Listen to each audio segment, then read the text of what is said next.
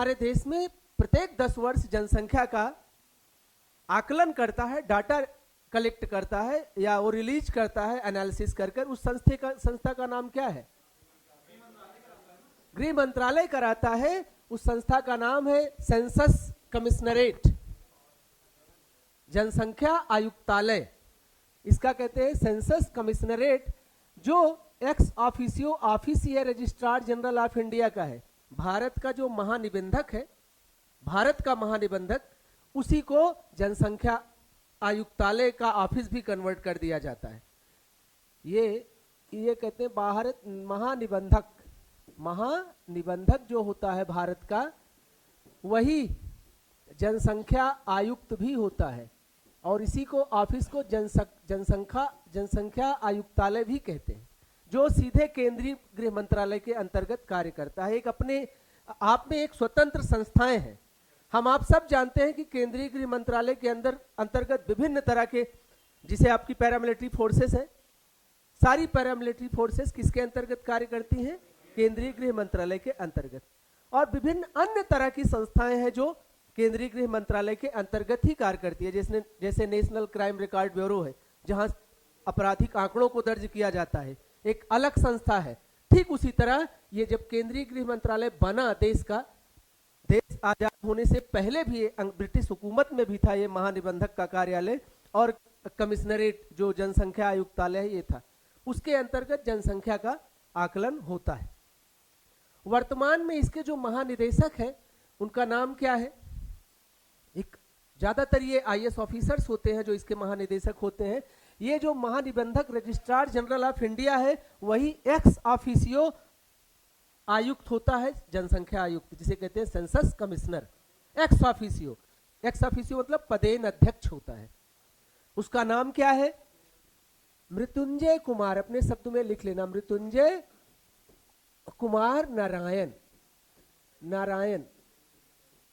ये अभी वर्तमान में है। जो भारत का महानिबंधक भारत सरकार का होगा, वही जनसंख्या आयुक्त होता है, कोई अलग ये पद नहीं है, सीधा केंद्रीय गृह मंत्रालय के अंतर्गत कार्य करता है। अब इसका और इसका रिलेशन क्या है? एज का। ये राष्ट्रीय सैंपल रजिस्ट्रेशन सिस्टम, प्रतिदर्श पंजीकरण पद्धति जो है, अभी कुछ हफ्ते पहले इन्होंने अपनी रिपोर्ट जारी किया, जिसका अध्ययन करते हैं। ये सोशल इंडिकेटर्स पर अध्ययन कर, सामाजिक जो संकेतक हैं उन पर, जैसे विवाह से संबंधित इन्होंने अपना डाटा भी रिलीज किया है। देश में जो देश का राष्ट्रीय औसत है विवाह का, जो 18 वर्ष से कम है, वो 2%, 2.1% है देश का। अर्थात इस देश में आज के तारीख में भी लगभग 2 से 2.5% ऐसे मामले हैं जिनकी शादी ब्याह 18 वर्ष या उससे कम में हो जाती है। देश का राष्ट्रीय स्तर है। लेकिन इसमें जो हमें जानना है वो ये है कि सबसे अधिक कहां कम उम्र में शादी होती है? सबसे कम उम्र अभी वर्तमान का जो डाटा है, आपने सही बोला, पश्चिम बंगाल का डाटा है। पश्चिम बंगाल, जिसे वेस्ट बंगाल, जहां ममता बनर्जी की सरकार है, इस वर्ष का ये पहले स्थान पर है, सबसे ज्यादा फर्स्ट प्लेस पर आया है। 18 वर्ष या उससे कम उम्र की शादी सबसे ज्यादा इसी राज्य में हुई, और जिसमें से लगभग ये 6.5% के आसपास है। तो प्रतिशत आपको नहीं याद करना है, राष्ट्रीय स्तर का बस जान लेना है कि 2% के आसपास। लेकिन जो वर्ष 2025 के रिपोर्ट के अनुसार सबसे ज्यादा कम उम्र में या तो बाल विवाह जो आयोजित हुआ, इसी पश्चिम बंगाल सरकार या पश्चिम बंगाल राज्य में हुआ। दूसरे स्थान पर आता है झारखंड। अपने शब्दों में लिख लेना, ये सेकंड प्लेस पर है झारखंड। यहां भी कम उम्र में शादी हुई। यद्यपि राजस्थान का किसी बच्चे ने बोला, जो आपने, ये सच बात है, वहां तो अभी भी कुछ स्थिति इतनी दयनीय है तो परसेंटेज बहुत कम, लेकिन 10 वर्ष की भी बच्ची की या बच्चे की शादी अभी भी कुछ जो कबायली इलाके हैं, जो आदिवासी क्षेत्र है, हो जाता है, जो ठीक नहीं है। अब आपको तीसरी बात जो आपके परीक्षा की दृष्टि से जानने की आवश्यकता है, सबसे कम जो बाल विवाह की उम्र जो सबसे कम दर्ज कराई गई वो किस राज्य की है, अर्थात सबसे ज्यादा वहां पर केसेस 18 या उससे ऊपर शादी की है और सबसे कम 18 या उससे कम उम्र की में है, वो कौन सा राज्य होगा? केरला। केरला जो है वो सबसे कम है, सबसे कम, सबसे मतलब उसकी स्थिति अच्छी है, सबसे अच्छी स्थिति है ये, इसमें ये केरला राज्य है। केरला राज्य में जो कम उम्र में विवाह एकदम कम है, नगण्य है, ना के बराबर है। यहां पर कितना हुआ कम उम्र में? 0.1%, अर्थात ना के बराबर। मतलब सबसे बेहतर स्थिति किस राज्य की है? कम उम्र में विवाह वहां नहीं आयोजित होता। और शिक्षा के क्षेत्र में भी आप जानते हैं कि कम नंबर 1 है। डिजिटली पहला राज्य है, डिजिटल एजुकेशन में पहला देश का राज्य है। अब इसके बारे में अगर आप कहो तो कुछ लिखवा दूं या अपने तरीके से आप हेडलाइंस बना के लिख सकते हो। मुझे लगता है बस इतना जान लेना कि ये चीज जरूरी है। महानिबंधक जनसंख्या आयुक्त किसके अंतर्गत कार्य करता है? सीधे प्रश्न, गृह मंत्रालय के अंतर्गत। इसके निदेशक वर्तमान में जो महानिदेशक है, जो भी भारत सरकार का महानिबंधक होगा वही जनसंख्या आयुक्त होता है। और देश में पहली बार जनसंख्या कब आयोजित, जनसंख्या संगणन डिजिटली किस वर्ष आयोजित की गई थी? डिजिटली जो कंप्यूटर पे डाटा कलेक्ट हुआ था। ERA लास्ट जनसंख्या थी, तो कोविड की वजह से 2021 में जनसंख्या संगणन नहीं हो पाया। वर्ष 2027 में प्लान है जो देश का पहला डिजिटल होगा और कास्ट बेस्ड, जातिगत आधारित जनगणना होगी। 27 में होगा, पहला डिजिटल होगा और 27 में जातिगत। यद्यपि अंग्रेजी हुकूमत, जब अंग्रेज की हुकूमत थी हमारे देश में, अंग्रेजी ब्रिटिश हुकूमत के दौरान एक बार जातिगत जनगणना हुई थी। इसे थोड़ा मेरी तरह से ना लिख के अपने तरीके से आप और बेहतर लिख लिया करिए, क्योंकि यहाँ बोर्ड पे थोड़ा सा मेरी ये हैबिट वाल का है प्रेजेंटेशन। इसमें 1 महानिबंधक से संबंधित SRS जो प्रतिदर्श पंजीयन पद्धति है। अब जुड़ा किससे मामला है? सारा इसी से। इसीलिए कहते हैं करंट अफेयर या जीके का रोल बहुत बड़ा, 70% सिविल सर्विसेज में बढ़ जा रहा है। ऐसे लिंक्ड है, फ्लॉटिंग चीज नहीं पूछता, उसी से लिंक्ड चीज है जो आपके विषय की बात है। ये जो इतने अधिनियम हम लोगों को 15-20 अधिनियम पढ़ने हैं, सब कुछ नहीं आएगा उसमें से, और ना तो सब व्यक्ति सब तैयार ही किया जा सकता है। जो कैंडिडेट्स न्यूज़पेपर में चर्चा में बना हुआ है, सुप्रीम कोर्ट क्या कह रहा है किस अधिनियम या किस धारा के बारे में, हाई कोर्ट क्या कह रहा है, उस पर हम विशेष ध्यान दें, या सांसद हमारी किस अधिनियम या किस धारा में कौन सा बदलाव कर रही है, उस पर हम ध्यान देना चाहिए। और उस पर होगा कैसे? माध्यम सिर्फ 3 ही है। पहला, जिसे मैं मानता हूं, मुझे बताया गया, all India radio best source है। लोगों किसी के घर शायद ही रेडियो होगा। दूसरा DD न्यूज, तीसरा राज्यसभा टीवी या लोकसभा संसद टीवी। मैं ये नहीं कहता कि 24 घंटे देखो, जब कुछ अगर टीवी पे देखना हो तो इन सब चैनल पे जाओ, आपको कुछ न कुछ काम की चीजें मिलेंगी। फिर तीसरा, रिटन टेक्स्ट, कोई अच्छा सा न्यूज़पेपर हो या मैगजीन। और न्यूज़पेपर में भी बस 4-5 पेज पर ही जाना है, और 4-5 पेज पर 4-5 ही स्टोरी पढ़नी है। हमेशा कमीशन या कमेटी जो स्टैंडर्ड, दरोगा से स्टैंडर्ड शुरू हो जाता है, कभी भी प्रश्न कॉमन चीजों पर एकदम नहीं पूछता। जो करंट अफेयर से लिंक, जो सबसे ज्यादा लोकप्रिय रही और चर्चा में रही, आसान चीज को एकदम मुश्किल बना देता है। बच्चे जानते हुए भी हिट नहीं कर पाते। वही उसी तरह के प्रश्न बनते हैं, ध्यान रहे। कभी भी एकदम लोकप्रिय चीजों से पूछता है प्रश्न। तो इसे आप अपने तरीके से लिख लेंगे। जी, शारदा एक्ट तो है ही, लेकिन बस ये जो अभी करंट में चल रहा है, अभी बदलाव हुआ है, अभी 2021वीं सदी का है, 6 का है जी। ईयर याद कर लेना अपने तरीके से। एग्जैक्ट हो आप? जी ठीक है, वही कह रहा हूँ, 21वीं सदी का। शारदा एक्ट तो ब्रिटिश हुकूमत के दौरान का है। एक अगली इंटरेस्टिंग चीज है जो मुझे लगता है इसका चर्चा करना भी जरूरी है।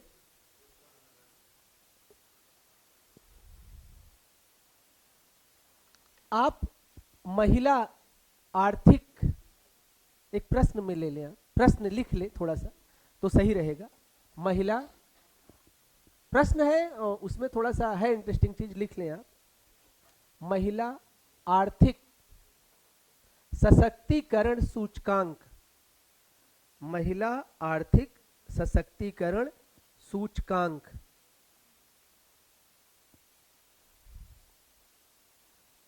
हाल ही में लाया गया है, लाया गया है, लिख लेना। केंद्रीय गृह मंत्रालय द्वारा, केंद्रीय गृह मंत्रालय द्वारा, राष्ट्रीय महिला आयोग द्वारा, गृह मंत्रालय द्वारा, शॉर्ट में लिख लिया करो कैंडिडेट्स, अपना आदत बनाओ, बाद में फुल फॉर्म कर लिया करो। राष्ट्रीय महिला आयोग द्वारा, उत्तर प्रदेश सरकार द्वारा, मध्य प्रदेश सरकार द्वारा। अब महिलाओं से संबंधित और बच्चों से संबंधित हर जगह प्रश्न बनते हैं। एक अपने तरह का एक अनोखा ये सूचकांक लाया गया है, इसमें से किस संगठन द्वारा लाया गया है, अब आपको टिक करना है। तो अगर आप किसी को जानकारी हो तो वही बोलेगा, जानकारी ना हो तो ना बोलना। किसी को पता अभी हाल ही में आया, ये आने वाले समय में चर्चा का विषय बनेगा। इसे बोलते हैं शॉर्ट में V index, V index, V index. Women आप हिंदी में लिखे हैं इकोनॉमिक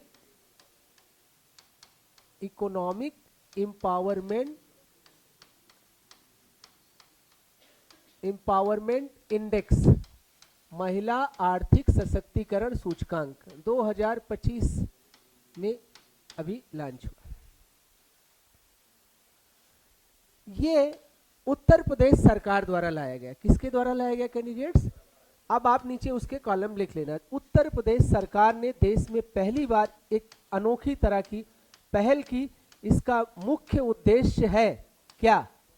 इसका मुख्य उद्देश्य है महिलाओं के सहभागिता स्तर को जनपद स्तर पर पता लगाना कि देश के विकास में महिलाओं की सहभागिता किस प्रतिशत तक है, विभिन्न क्षेत्रों में इसका पता लगाने का है। जनपद स्तर पर इसे महिलाओं की सहभागिता स्तर को पता लगाना है। जनपद स्तर पर अपने शब्दों में आप लिख लेना, महिला सहभागिता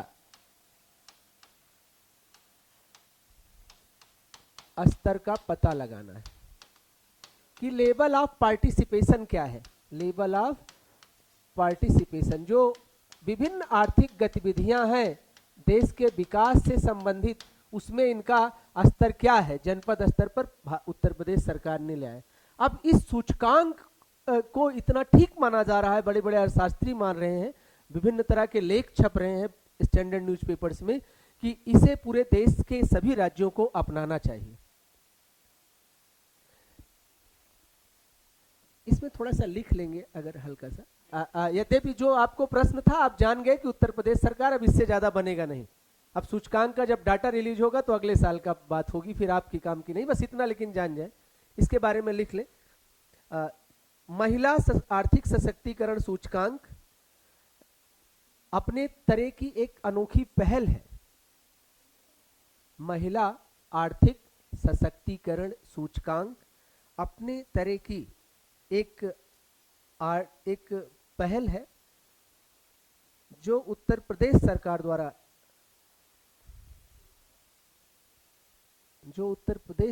द्वारा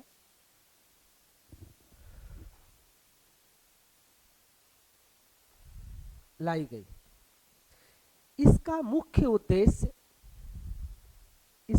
उद्देश्य जनपद स्तर पर महिलाओं की भागीदारी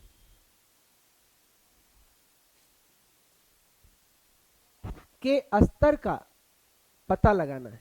जैसे कि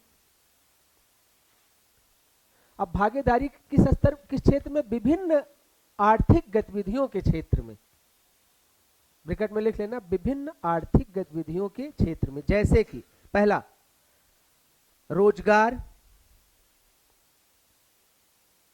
शिक्षा,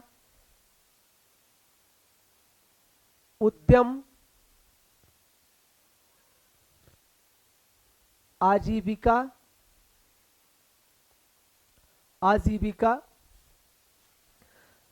समावेशी सुरक्षा, समावेशी छोड़ देना, सुरक्षा, कौशल इत्यादि। अब ये विभिन्न जो क्षेत्र आर्थिक गतिविधियां हैं, इन क्षेत्रों में उत्तर प्रदेश सरकार महिलाओं की कितनी भागीदारी है, कितना उनका सशक्तिकरण है, वो सेवाएं सरकार में जुड़कर दे रही हैं या प्राइवेट संस्थाओं के माध्यम से या एनजीओ के माध्यम से, या कहां कहां उन्हें सुविधाओं का अभाव है जिस वजह से वो आगे नहीं जा रही हैं। इन सब का पता इस सूचकांक के माध्यम से लगाने का लक्ष्य है।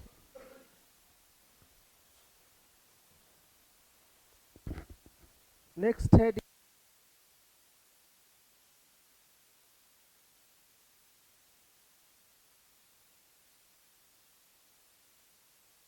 पॉस एक्ट के बारे में एक प्रश्न लिख लें। जैसे पॉस्को एक्ट होता है उसी तरह ये पॉस एक्ट है जी। इसका मुख्य उद्देश्य कार्यस्थल पर महिलाओं के प्रति यौन उत्पीड़न के मामले से संबंधित सुरक्षा प्रदान करना, इसका मुख्य उद्देश्य है। इसका पूरा फुल फॉर्म कोई बताएगा मुझे?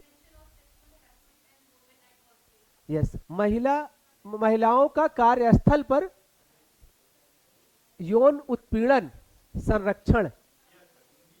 संरक्षण, निषेध, निवारण एवं उपचार अधिनियम 2013। ये किससे संबंधित है? एक विशाखा गाइडलाइंस आई थी, विशाखा नाम की लड़की थी राजस्थान की, उसके साथ कुछ ऐसे वर्क प्लेस पर एक्टिविटीज हुई थी जो मिसबिहेव्ड, सुप्रीम कोर्ट तक मामला गया तो सुप्रीम कोर्ट ने उसे एक नए गाइडलाइंस के रूप में ये कहा कि विशाखा गाइडलाइंस को देश की सभी सरकारों को नया कानून अपने तरीके से बनाना चाहिए, या भारत सरकार को ही। तो भारत सरकार ने संसद के थ्रू इस कानून को लाया और पूरे देश में लागू किया। इसका जो पॉस्को एक्ट है वो 16 साल या 18 साल तक कवर करता है। 18 के बाद जो जितनी घटनाएं होती हैं इसके दायरे में आती हैं। अब ये चर्चा में क्यों आया? अभी युगांतर एमजी युगांतरन नाम के एक वकील साहब हैं, कोई पॉलिटिशियंस है, उसका भी यौन उत्पीड़न, सेक्सुअल हरासमेंट पॉलिटिशियन द्वारा किया गया। तो सुप्रीम कोर्ट ने स्पष्ट मना कर दिया कि इसमें राजनीतिक महिलाओं का उल्लेख नहीं है, इन्हें हम राहत नहीं दे सकते। अगर आपको राजनीतिक महिलाओं को अगर आपको राहत दिलवानी है तो आप भारतीय संसद से या लॉ मेकर से आप कहिए इसमें कानून में कुछ फेरबदल करके इस वाले शब्दावली को भी जोड़ दे, तब हम रिलीफ दे सकते हैं आपको।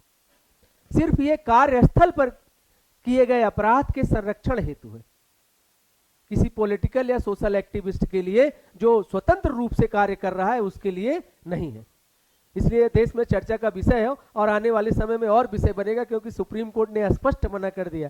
तो अब पॉलिटिशियन को लगेगा क्या मैं कार्य नहीं करते क्या?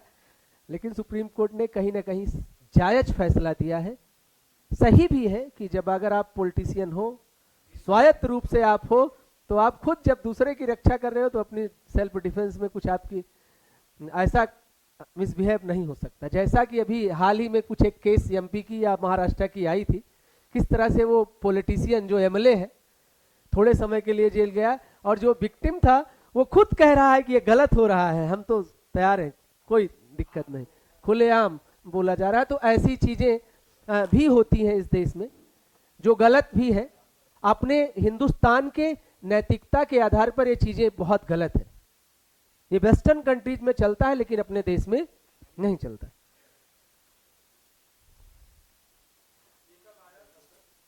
यह 2013 में आया था, 2013 में आया था प्रॉपर। अब अगला है